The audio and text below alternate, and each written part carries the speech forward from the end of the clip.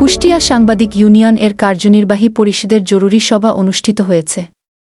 শনিবার সকাল 11টায় কুষ্টিয়া প্রেসক্লাবে কুষ্টিয়া সাংবাদিক ইউনিয়নের সভাপতি আব্দুর রাজ্জাক বাচ্চুর সভাপতিত্বে সভা পরিচালনা করেন সাধারণ সম্পাদক শামীম উল হাসান অপু।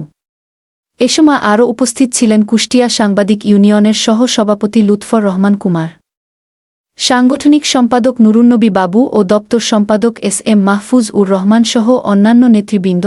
সভায় সাংবাদিক নেতৃবৃন্দ বৈষম্য বিরোধী ছাত্র আন্দোলনের শহীদ ছাত্রজনতার রুহের মাগফিরাত কামনা করে 1 মিনিট নীরবতা পালন করে। সেই সাথে গুলিবিদ্ধ আহতদের দ্রুত উন্নত চিকিৎসার দাবি জানান। সাগর রুনি হত্যার তদন্ত করে খুনিদের গ্রেপ্তার এবং কুষ্টিয়ার সাংবাদিক রুবেল হত্যাকাণ্ডে জড়িতদের আইনের আওতায় এনে দৃষ্টান্তমূলক শাস্তির দাবি জানান। সারা দেশে সাংবাদিকদের নামে মিথ্যা হয়রানিমূলক মামলা অবিলম্বে প্রত্যাহার, বন্ধ মিডিয়া খুলে দেয়া দাবি এবং দালালদের সাংবাদিকদের চিহ্নিত করে তাদের বিরুদ্ধে আইনানুগ ব্যবস্থা নেয়ার দাবি জানিয়েছেন তারা।